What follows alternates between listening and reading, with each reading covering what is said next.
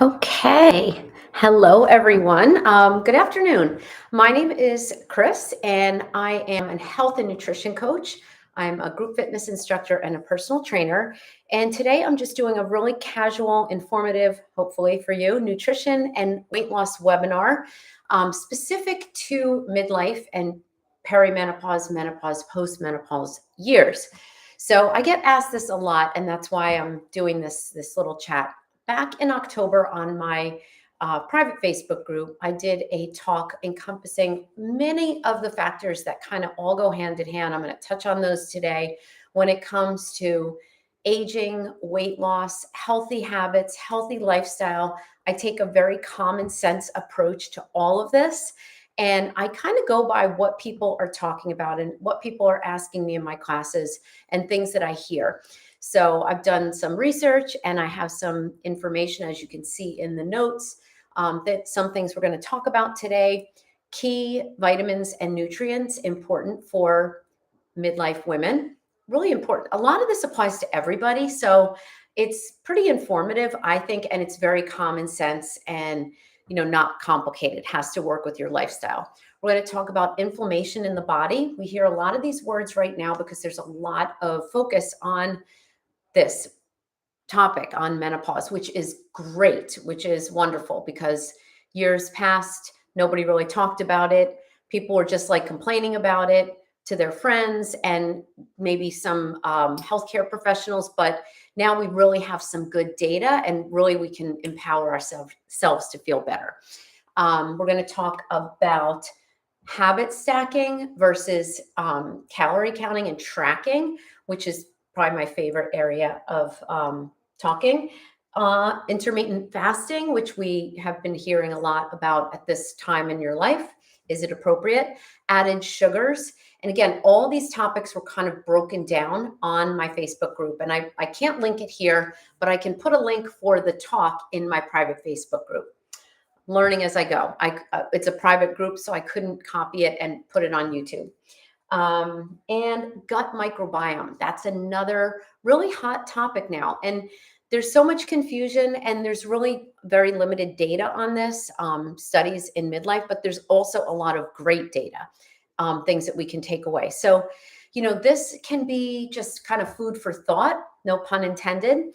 But I love this area. I love health and wellness, empowering ourselves and arming ourselves, especially as women, going into our doctor, logging things, keeping a little tracking of like how we're feeling.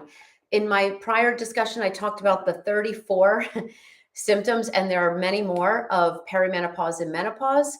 And I think the list is growing the more people I talk to. And just having feeling like, okay, am I feeling these things? Am I having the night sweats and the hot flashes? And am I having trouble sleeping? Am I just having some other ailments, inflammation in the body, joint pain? Hear that a lot. Skin changes, dietary changes, gut changes. Just, I mean, you could just keep talking about this forever because as the hormones fluctuate, and a lot of people think they just go down gradually. The three sex hormones that I'm talking about are, and I touched on this again, in a little greater detail, so I'm kind of glazing over it. Estrogen, progesterone, and testosterone. They're really not just dropping during those perimenopause years, especially. They're going up and down. That's why some months are going to feel better, some months not so much. So that's why it's very hard to pinpoint. There's not like a blood test that can say, hey, I'm in perimenopause, because one day it may be you're not, and then one day, wow, the hormones are going crazy. So I'm a firm believer in arming yourself with the best information, trying things that work, that are going to work in your lifestyle.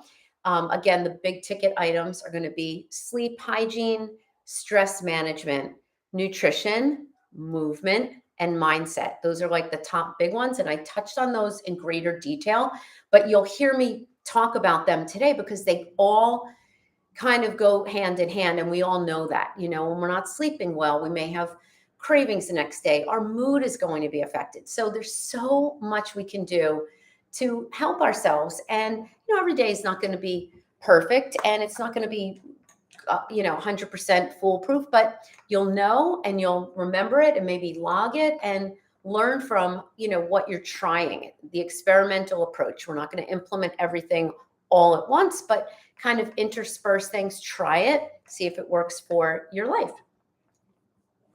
Okay. So, again, I get asked a lot. I can't lose weight. I'm doing everything the same. And nothing's budging. In fact, I'm gaining weight. I'm gaining weight. So the first key point I'm going to touch on is going to be habit stacking, which is my favorite, versus calorie counting, macro counting, tracking. So if you are somebody who likes data, and if you like, tracking things, MyFitnessPal is excellent. Not foolproof, but it's good. It's a good way to kind of get in touch with your macros. I'm going to go into a little bit more detail on that. If you're somebody who likes that, you're going to go down that road. You're going to really like that data and find out your total daily energy expenditure. We'll talk about that in a second. But the first thing I really want to talk about is just getting back to basics. And this applies to so many of us, whatever stage of life you're in, right? So getting back to really basics, healthy meals. What does that look like? Maybe not snacking as much during the day, drinking your water. This all helps with the other big ticket items, the stress management, the sleep hygiene. So let's talk about movement for a moment. So reframing exercise. There's a TikTok out there going around that's saying, exercise doesn't affect calorie burn. And, I think there's some, in my mind, back in the day, I'd be like, oh, I'm going out for a run because I want to burn 400 calories and that's going to burn off this or that I ate. So reframing exercise to just movement, good movement. Yes, we're all going to have goals of running a marathon or a 5K or being able to pick up our grandkids and not feel fatigued. Strength training is so important for women because we know every year as we age, we lose muscle mass. So if you're not replacing that, your metabolism is going to be affected by that. And so if you're doing that and you're not moving as much, boom, there you could be putting on weight. So, as we get older, and I think back to when my kids were little, I was always on the go. I was getting my workout in, but then I was like walking to pick them up at school, running them here and there.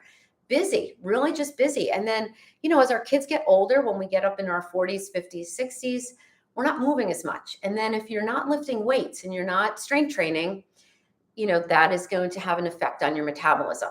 So just reframing exercise, not only your workout, but the movement you do during the day. So we hear that old adage, like take the stairs, not the elevator. Park your car further away.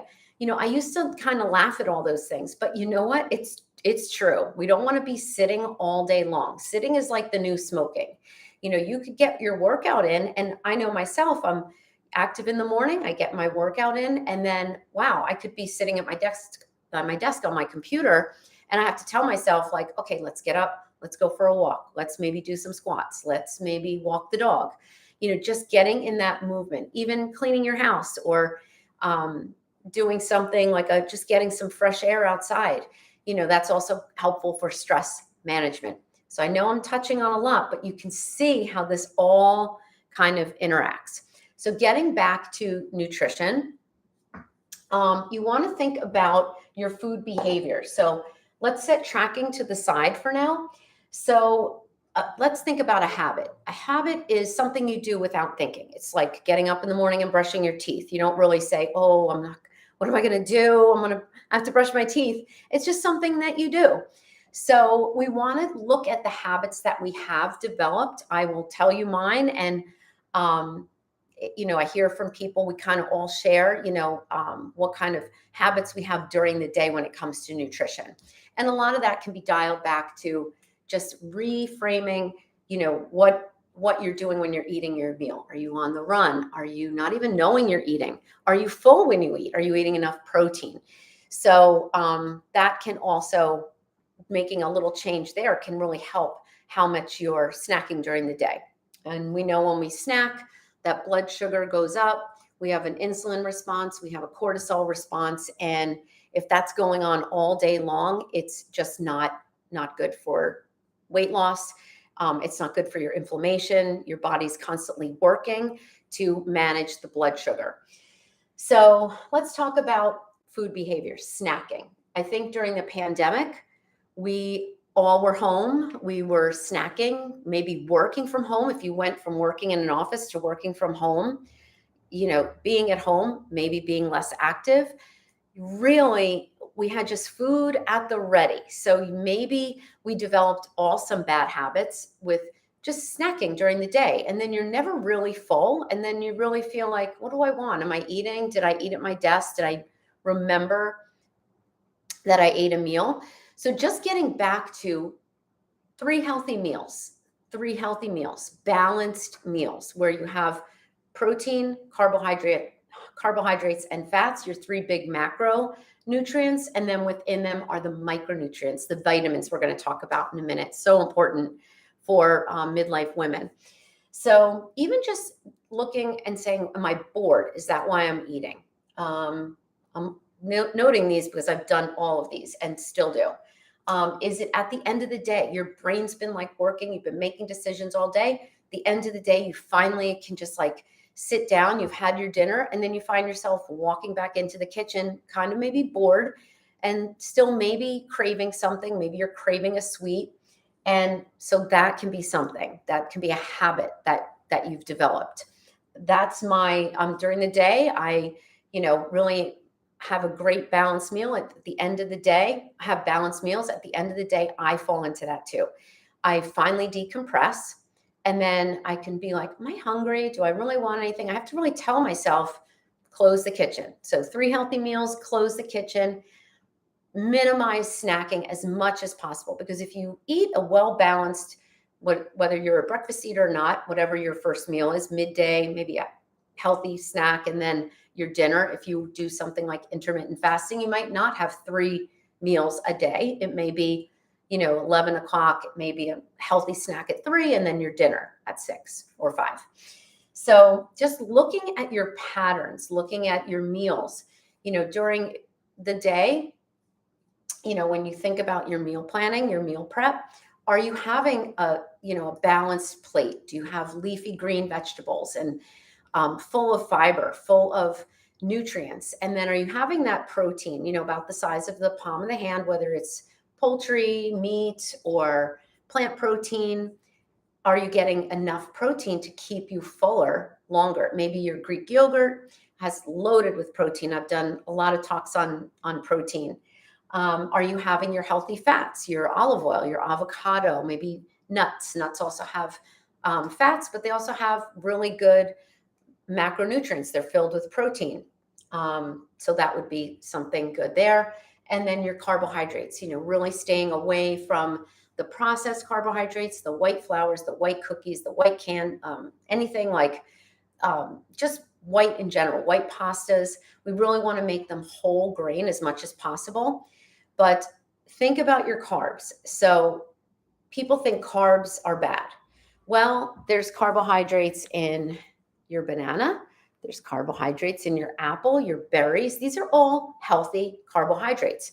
So when you think about your macros, you want to think about splitting them. And I'm not going to go into great detail, but if you are eating carbs, protein, and fats, I do about 50% carbohydrates, 25% protein, and 20 to 25% healthy fats. Usually it's in the form of olive oil, avocado, nuts, and then maybe peanut butter, but that also has protein in it. So good healthy fats, staying away from the saturated fats. The processed foods are loaded with it. So just really looking at your meal. And I really was falling short on protein. Since I've been putting in protein to my diet, it's a game changer. I feel fuller for longer. I eat Greek plain yogurt. I weaned out sugar. I used to add a little bit of granola. I used to add or have a little flavored yogurt loaded with sugars. We'll get to that in a second. So really just dialing it back to those 3 healthy meals, are they enough to sustain you to maybe limit the snacking? So that may take care of that if that's derailing you. If you're finding like, wow, I'm snacking all day, or are you somebody who comes home from work, puts their keys down, starts making dinner, and then you're so hungry that you just start snacking? These are common things. I think we've all done them. And it's really just something we just need to be aware of and see if we can maybe minimize it. Because every time we eat, especially as a menopausal woman, perimenopausal woman, that secretion of insulin is going to come out when you've eaten your meal because your blood sugar is going up. And then you're going to have that cortisol, which is the stress hormone, which we want to try to keep at a very low level. That's why stress management is so important. Getting back to my trigger at the end of the day, when I'm just finally able to decompress, I know myself, I've been working on, just managing the stress during the day so that I don't feel so overloaded in my brain.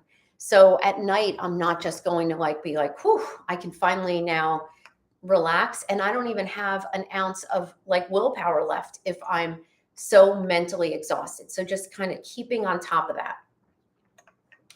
Hydration, super important. You should be having 2 to 3 liters of water a day just for overall cell function, brain function, and digestion. Also keeps you fuller. If you are somebody who's struggling with water, I always recommend finding a bottle that you like. I love this one because I fill it up twice during the day and I get about 110 ounces. That's my goal. But I know even if I've had 1 or 1 1/3, I'm doing okay. I'm getting about probably 70 ounces.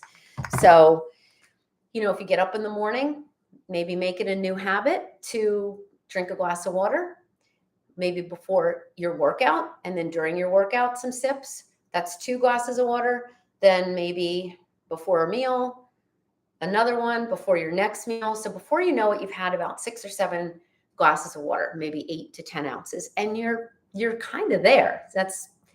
Can you see how this is all kind of interwoven to each other? I have a hard time staying on task.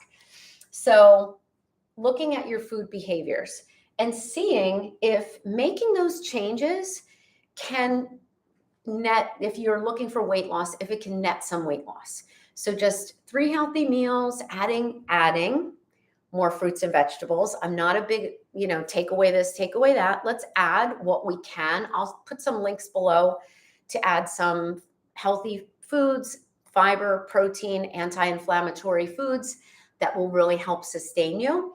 I'll try to link those below and see if that works. If that is working for you, you're seeing results.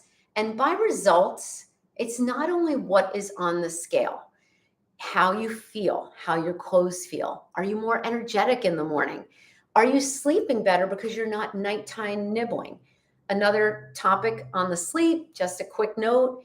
If you are eating till late at night and you go to bed at say 10:30, if you have a meal at 9, your body is still digesting that. So leaving about 3 hours, maybe 4 before you go to bed, that would be great because your body is not working so hard to digest the food. And you will probably wind up sleeping better if you just limit the caffeine. Afternoon, I did a talk on sleep, so I'm not going to touch on that too much. I want to keep to the topics at hand. So see if that habit stacking helps. Now, I mentioned a lot of habits.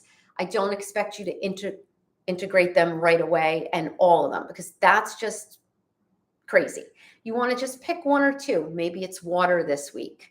Maybe it is just being aware of, wow, I'm eating and I'm not even hungry. Wow, or I'm eating and I don't even know what I'm eating.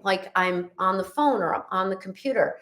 That's just our society right now. When I think about growing up, we all sat at the table, we finished our meal, and there really wasn't a lot of snacking. We look at through the 70s, 80s, 90s, more convenience foods, more fast food, more microwaves. I grew up without a microwave. So, times have changed, lifestyles have changed. Most people are working, most people are busy multitasking. So all these things really factor in to our history, our habits that we have, so just being aware of them and seeing if we can, wow, sit, take a deep breath, look at our meal, enjoy our meal. I'm not saying you have to go crazy with meal prepping and planning, but having a general idea, when we go food shopping, we're like, okay, I'm going to get this, this, and this. Oh, maybe I can add a new fruit. Maybe I can add a new nutrient that Chris talked about. So, gradually, baby steps, and trying it. See if the little habit changes. Help. Okay. So if that is not where you want to go, you want to go right to tracking. You want to look at your macros. So you don't have to go crazy with inputting everything, but having a general idea. Back in the day when I first started personal training before apps, we would have a food diary. And there's always human error, but it gives you an idea of what you're having. And I'm not saying do it every day because you don't want to be like crazy about it. But, basically just think, okay, I'm going to write that down. Maybe do it once a day, the middle of the day, and then finish it with your log at night. You can do this into MyFitnessPal. It's a good tracker. And it actually sets up your macros for you, and then you can kind of tweak them. But general rule of thumb, you don't want to cut out a whole food group, because what we've learned and what I think we've all been through as women, different diets, you can stick to something if you're like, you know what, this brings me to another point, the all or nothing. Like I'm on it, I'm buying all the right foods, the organic foods, and I'm taking all this stuff out of my house, and I'm going to the gym, and I'm doing this. And then something happens, and then one of our kids gets sick, or we get sick, or we can't go to the gym, we hurt ourselves. And then it's like, well, I'm not doing this, so I might as well not do anything. Finding what works and what can be sustainable. So if you go too drastic to a diet, what happens is when you're on it, maybe it's going to work for you. You probably will lose weight. And then you want to look at, is it sustainable? That's why the habit approach is really a nice approach. The healthy habits, habit stacking, the trying new things. It really gets you out of, okay, I'm on it or I'm off of it. You're on life. You're on life. Life is never going to be the same. We know that. So learning things that, maybe we've done in the past where we've said, you know what, I went off that diet because of X or Y, or my mom got sick, or my dad got sick, or I couldn't do it anymore. I couldn't keep up with the shopping. It doesn't have to be all or nothing. So it's important to look at the habits, because if I think anybody can say, you know what, for 2 weeks, I'm doing this. And then you get to the end of the 2 weeks and you're like, I'm done, and if you want to stick with it, maybe you're like, oh, I miss this food or that food. Maybe you're going to go back to the habits. So if you don't address the habits that are kind of underlying in all of us, we all have habits. We all have food history, food behaviors, if you will. So if we're not looking at and addressing it, you might think, oh, why did that diet fail me? Well, because it maybe wasn't sustainable. So if you eliminate a particular food group, like anybody who says don't eat apples because they have carbs, I'm sorry. I mean, unless you're eating 50 gazillion apples a day, I just personally think these foods are full of nutrients. They're full of fiber. And they're full of water, watermelon and apples, they all have water in them. They're full of nutrients that are going to help you maybe stay fuller longer. And they just make you feel good. When you have a day where you're like, wow, I really ate the rainbow and I had my fiber and I was on my hydration. You wind up, you feel better. Just, take note of it. If you're writing in a basic, diary, like of, you want to bring to your doctor of your symptoms or anything, and you're saying, wow, I felt great. And you don't want to think about it as good or bad. Foods are not good or bad. Foods are food, and they're meant to be enjoyed. There are going to be days when you're eating things that are on the route to your healthy habits and healthy lifestyle. And then there's going to be days that take you away a little bit, like vacations, like holidays, things that really are important. I was just talking to a client about this this morning. Life is in seasons. Where holidays are meant to be enjoyed, and then we get back to our regular routine where things are working for us. Think about the 80-20 rule. 80% of the time you're doing your normal routine. There's always going to be that 20% where you're on vacation, enjoying family, you have company. You don't want to be that person out to dinner that's like, hold on, I'm not eating that. It's like I'm tracking, my macros. Go out to dinner, have some food, enjoy the food. And, most of the time you're going to be, looking at your macros saying, oh, you know what? I'm going to, have a piece of cake after dinner because I really haven't had any added sugar. By the way, sugars, added sugars, I did an extensive talk on that on my VIP group. Again, I'll link it below. Your American Heart Association recommends no more than 25 grams of added sugar. That's 100 calories. Think about the hidden sugars. Turn a label over. Look at if you have Pop-Tarts, you like a Pop-Tart, take a look at it. It's got like 30 grams of added sugar. I mean, there's your daily right there. So if you want to have that treat and it works into your idea of what your day looks like, great. Are we going to do it every day? Maybe not. So maybe find, other ways to sweeten. Like I said, I'm using myself as an example. I need granola in my yogurt. I need a little sugar. And then I slowly weaned myself off. And now I'm adding blueberries, blackberries, any kind of colorful berry I can, my apples, my pumpkin seeds full of magnesium. So I want to get back to that because I want to get back off this topic, but this is a big one, so tracking or healthy habits. If you want to figure out how many calories you need in a day, a very rough estimate would be finding out your total daily energy expenditure. And you can do that on Google. You can do it in my Fitness Pal, but I recommend doing it on Google. It's an idea. It's a guide. And when I do it for clients, I look at it without any exercise. We don't want to say we're burning this for that. Just say you're sedentary. And that gives you a basic idea of how many calories you need to sustain yourself with just bodily functions and movement, general movement during the day. And that gives you an idea. So if you're looking to track, you want to be at a little bit of a calorie deficit, maybe 100 or 2 calories a day. And then it's not going to be perfect every day. And then at the end of the week, you're probably going to lose weight. So you can do that with the healthy habit approach as well. If you're not a tracker, or that tracking is just going to trigger stress. And believe me, we don't need any more stress in life. So, look at the healthy habits, the habit stacking. I'm a big fan of it because it reveals so much about ourselves, especially if you're keeping a little log of it. It's really interesting. I was looking at even just my upbringing.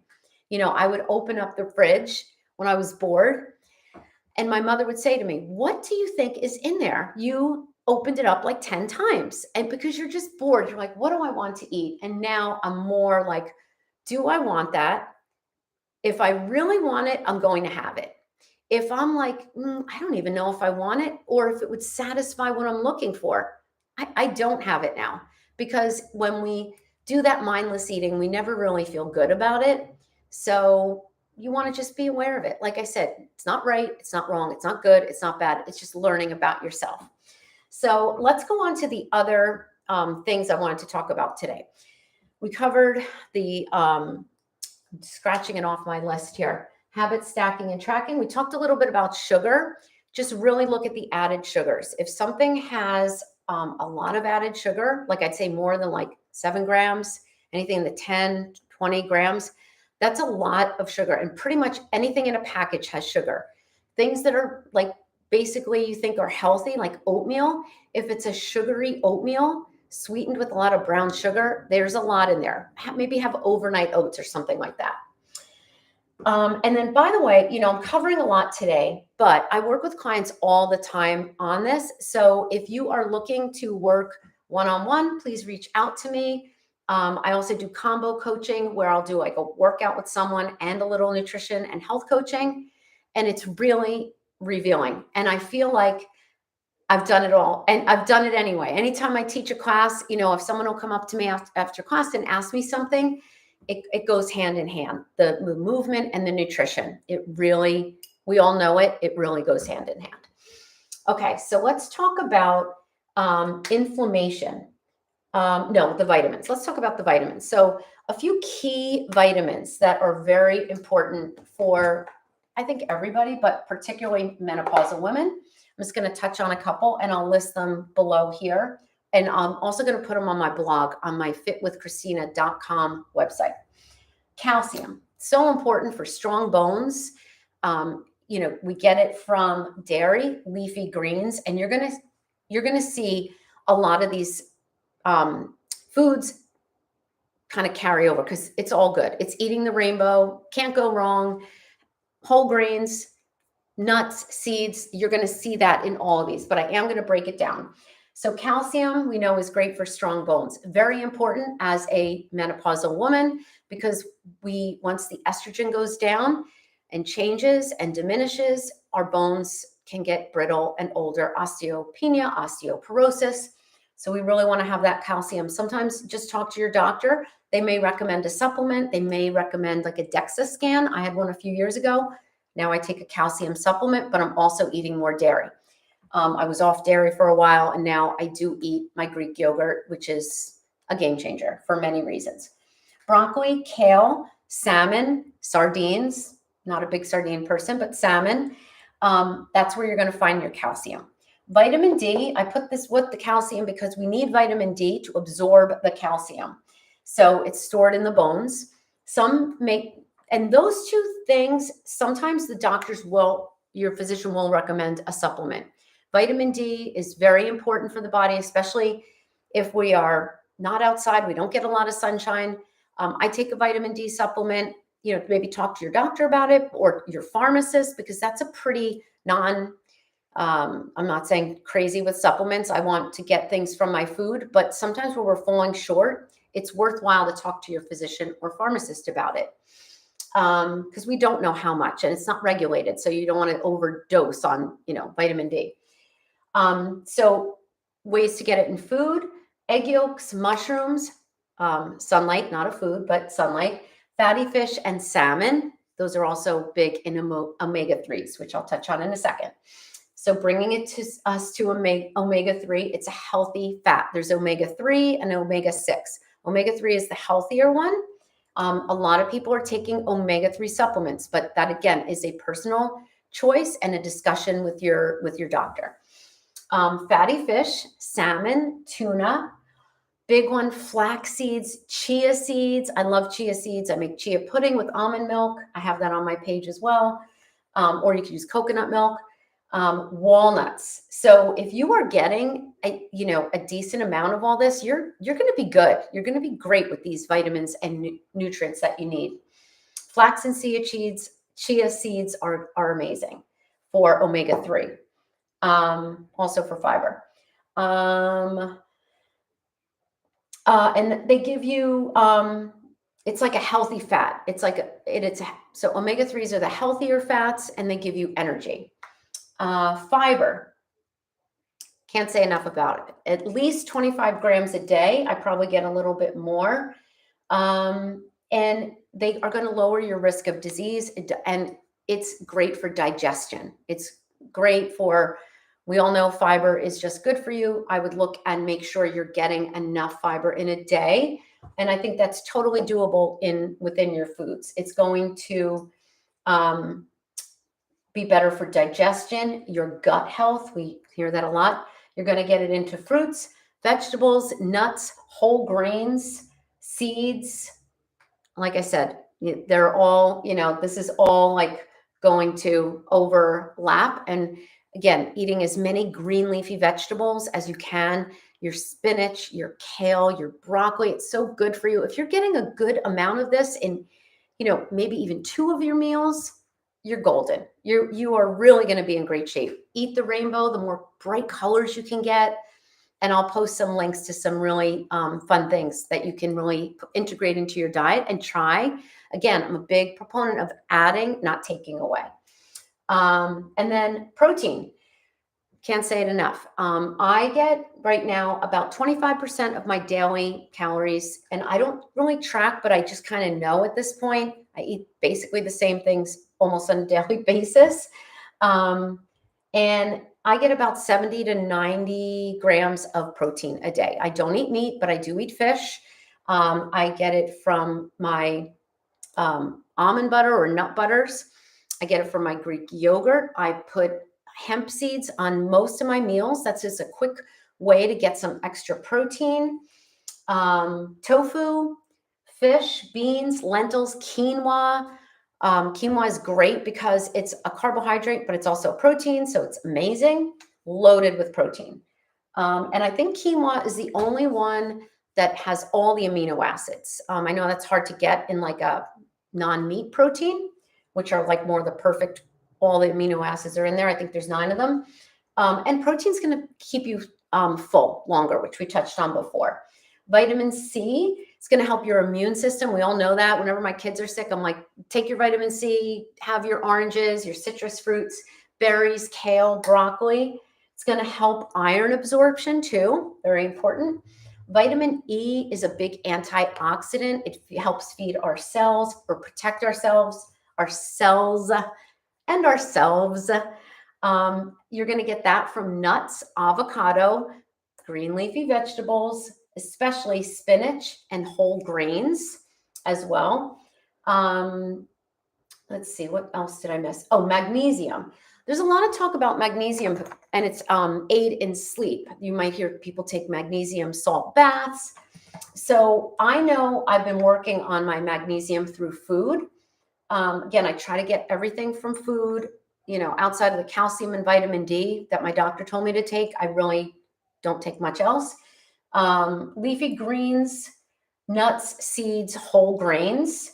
That's where you're going to get your magnesium. So if you're having a good amount of that, is that the one with walnuts? Oh no, walnuts was omega-3s, but the nuts, the seeds, play around with the seeds, experiment with chia seeds and flax seeds. I've been putting flax seeds in some recipes for like energy bites, and it's been a game changer. Magnesium is going to help with your nerve function, your energy, and your muscle and nerve function. We have vitamin B12, important for nerve function as well. You may hear some people get B12 shots. Might be good as a menopausal woman when you go to the doctor, when they run your blood work, you can see what areas of vitamins and nutrients that you're deficient in. So that's a good one to maybe check, but you can get it from meat, fish, and dairy, important for nerve function, for our nervous system. Iron, this is very important for women. I was anemic once, and I thought I don't know. I just thought it was just menopause, perimenopause. I was achy in my muscles. I had no energy. I could feel my legs getting heavy. Turned out I was anemic, and I had to take a supplement for a little while. So you want to really make sure, again, this is something that the doctor can check, that you're not anemic. Check your hemoglobin. Meat, fish, and vegetables. No surprise, meat, especially red meat. And the red blood cells, carry energy to the cells. So, or carry oxygen to the cells. Okay. I think we touched on all the vitamins. So wanted to get to that. Again, I'll post a list below. Inflammation. I touched on this briefly. Foods that you want to stay away from. And let's talk a little bit about inflammation. So when you get a cut or you have surgery, that area gets inflamed. Okay, so my dog scratched me and I have a little red mark there. It was a swollen before. That is your body's way of healing that area. So that would be acute inflammation. Our body needs it. We have a cut, we have an infection, if we have a virus or something like that. But the other inflammation I want to talk about is chronic inflammation. And this kind of goes with gut health as well. So you hear a lot about anti-inflammatory foods. So a lot of them I touched on: the leafy green vegetables, eating the rainbow, red berries, blue berries, anti-inflammatory. You also want to look at the foods that cause inflammation, the processed foods, the simple carbohydrates, anything that is processed, basically, or fried, the fats in our diet, the French fries. You're going to have those are going to inflame you, the sugars. So you may even feel it in your body, or alcohol. I don't want to really touch on that today, but alcohol has sugar in it, and it also disturbs our sleep. I know most of the time I'm done with my dinner at 6 or 7, but on the weekends, or if I'm out to dinner, I may have a cocktail, a glass of wine. It really messes with my sleep for that night. I know it. I can do it once in a while. Wouldn't want to do it every night. So that's something you really want to look at. It causes inflammation in the body. I think we've all been there where you've had a hangover or you just ate really bad food. And I shouldn't say bad. I didn't mean to say that. Unhealthy food, maybe taking you away from your healthy food goals or your healthy habits. You wake up the next day, you're like, wow, I really don't even feel good. I heard it a lot after the holidays. People are like, I feel like crap. I've been eating cookies. People have said they've been bad. I'm like, no, you have not been bad. You have been just a little off your regular routine. That's the way you should look at it and really reframe it for yourself and for anybody around you that maybe, is sharing that information with you. So foods that will take you away from that inflammation, anything, good water content, fruits, your vegetables, those are all going to be great. Okay, we talked about inflammation, intermittent fasting, and then I'll get to the gut health because that's a little bit of a detail that I want to go through that. So, intermittent fasting is really become popular, and especially with perimenopause, menopausal women. I do it to a degree. I have kind of always done it, and it works for me. It fits into my lifestyle. If it's not appropriate for everybody, especially diabetics, or if you have low blood sugar, your doctor, you always should check with your doctor. And intermittent fasting can be any fasting window. Okay, it could be you fast 1 day a week. It could be you fast for 10 hours or 12 hours or 16 hours. It's something that you should really go into gradually, experiment with. I'm taking myself for an example. I was always somebody who worked out in the morning and taught exercise in the morning. So I was on an empty stomach from maybe 7 or 8 the night before. I taught my classes. I was busy bringing my kids to school. I really just had, maybe water, coffee, and I really wasn't eating until 11 or 12. So that kind of was the way I always was. But I would counsel my students who would say, I need to eat in the morning. And I'm like, then eat in the morning. Like if you need to have a half a banana when you get up, or a cracker, or like a whole wheat treat or something, to put in your belly, by all means do that. If you need that, it's your routine and you enjoy it, or eat when you're hungry.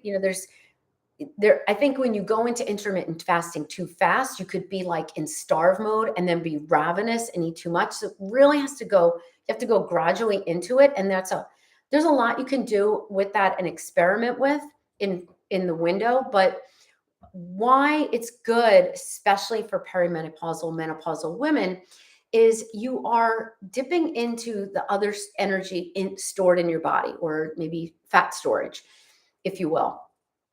And you're also not eating all day long. And it's not like, okay, I ate, my blood sugar goes up, insulin goes up, cortisol goes up, body's working, cells are getting inflamed. And then boom, another hour later, you eat again. It's a cycle, and it causes inflammation and damage to the body. We all know that chronic inflammation is connected to much chronic disease, heart disease. I think Alzheimer's is on that list, certain cancers. So we really want to bring down that response. And, intermittent fasting has its place. I have to say, I do feel in the morning, I'm on it. I am a morning person, and I haven't had a bite of food. I mean, I feel more alert. As the day goes on, or I know, like, if I'm not doing my normal routine, if I do have breakfast, I don't feel as alert. I get a little bit of like brain fog. I do. So this really works for me. So you can find your window, you can experiment with it, you can do some of your own research, but it's important to note in this conversation because it's been talked about a lot. You'll see it on from different doctors. And it's something you should see if that would work for you or a form of it. So again, there's many different windows you can fast in. Some people like to fast 1 day a week or, 2 bigger time parts of a week, not every day. Just kind of keep it in your mind. And when somebody brings it up, you might say, oh, I think I'm going to try that. I think I'm going to, gradually break my fast a little later in the morning. Would you ever want to do it cold turkey? No, because you'll probably wind up with a headache.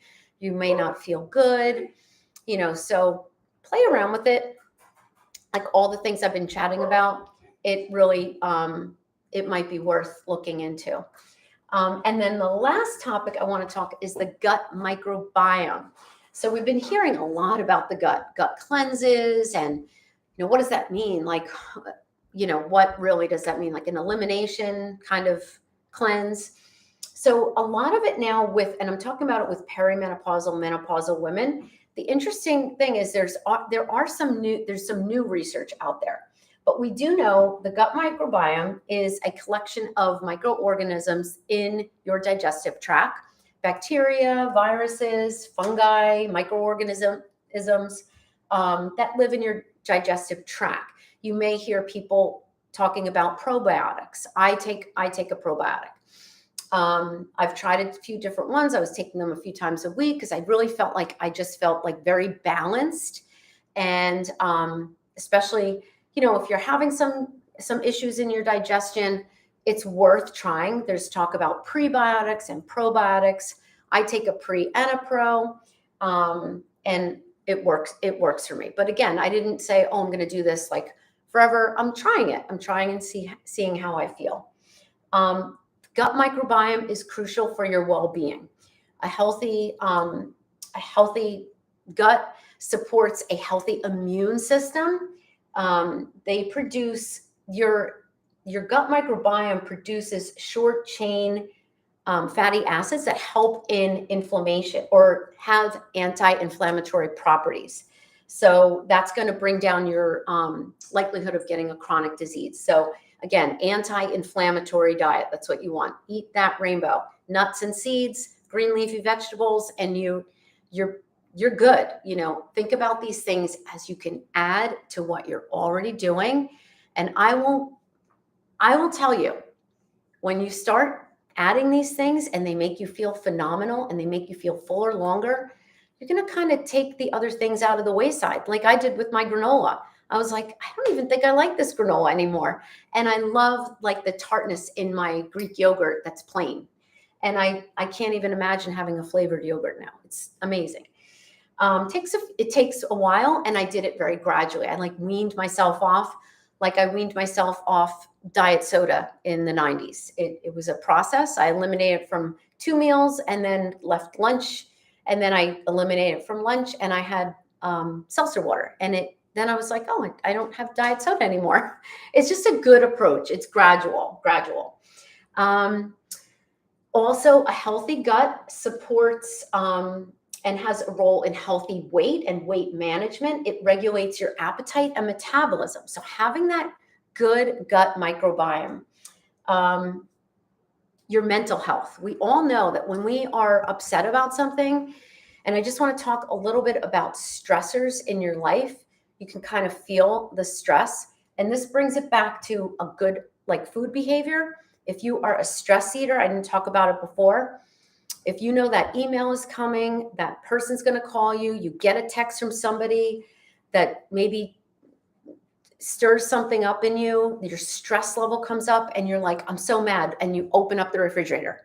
If you are reacted from that, and then getting back to the other side of that, if you are stressed out and you're nervous about something, that can affect your gut microbiome. We all know, when you have a stomach ache, like I used to get in school because I was nervous about half the things I was doing in grammar school. I was a nervous kid. It always affected. I would have a stomach ache. So we know there's that brain gut connection. We know it. It's there. So that gut microbiome is going to be very important for your mental health, cognitive function, brain fog. So having that healthy gut is going to keep that mental cognition running. So how can you keep a healthy gut? Nuts, seeds, eating the rainbow, and I'm saying leafy greens, broccoli. Find your favorite vegetable. Go crazy on it. Brussels sprouts, is it broccoli? Broccoli and spinach. If you can I'm not a big kale lover, but boy, do I love my broccoli and I love my spinach. If you can find a way that you like to prepare it, you can just it will keep you full. You're not going to be like overdosing on broccoli or spinach. Put it in every meal, and it has fiber in it, has nutrients, and you're going to feel full. You're going to feel great. So you're contributing to that healthy gut.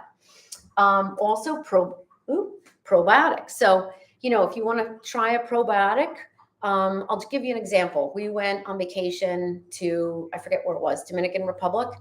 We all came home not feeling good. Our gut was affected. We were eating foods. Our gut was like, what are you putting inside of me? So if you travel, you might want to think about, well, let me get a probiotic. Talk to your doctor, talk to your pharmacist.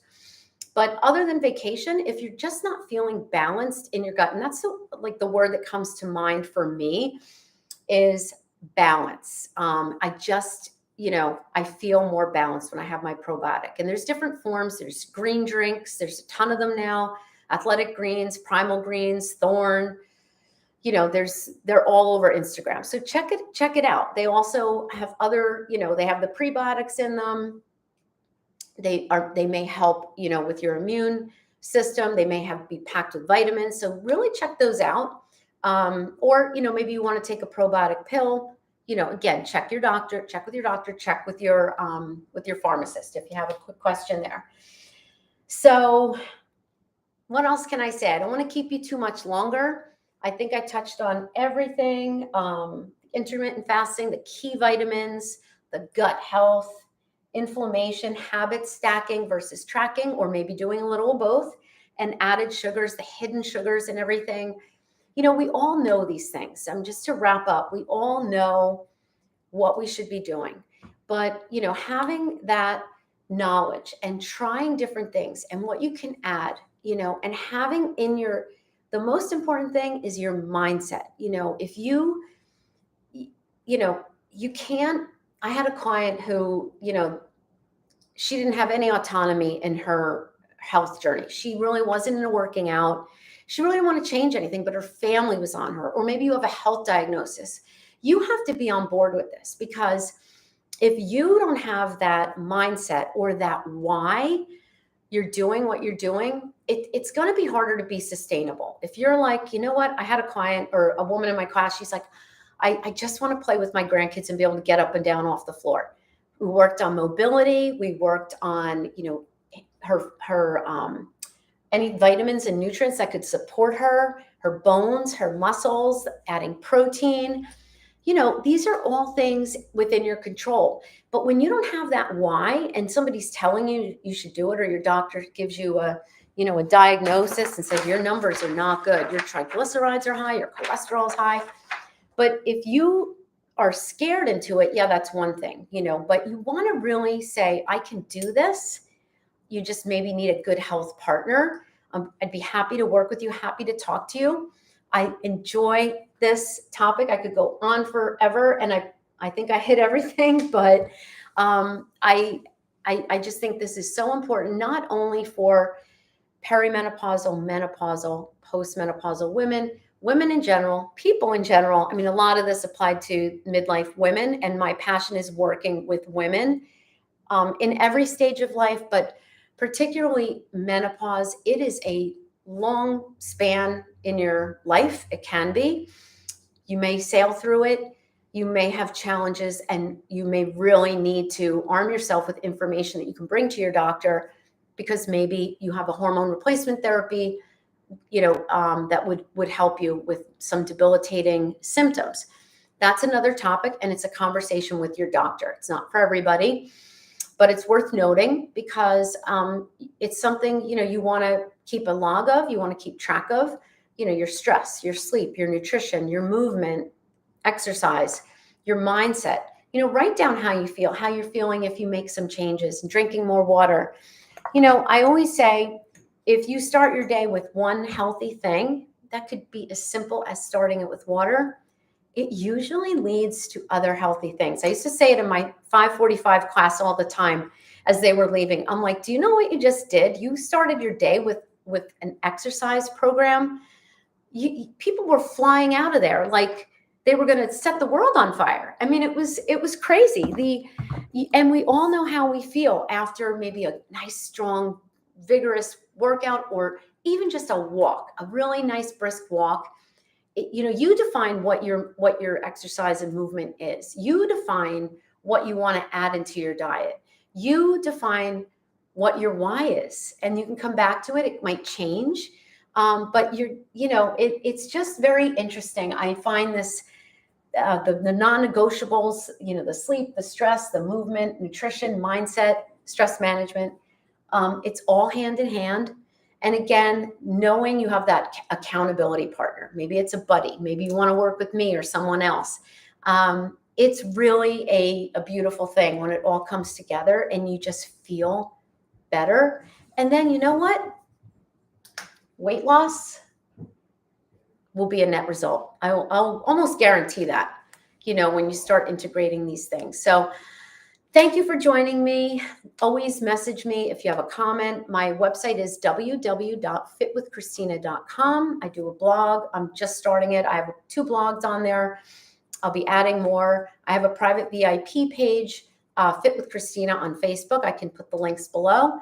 And I'm always posting things in there, mini workouts in this YouTube channel. I have loads of workouts, a tip and tone series that I did around the holidays. So thank you. If you have any questions, please feel free to reach out to me. Have a great day. Bye.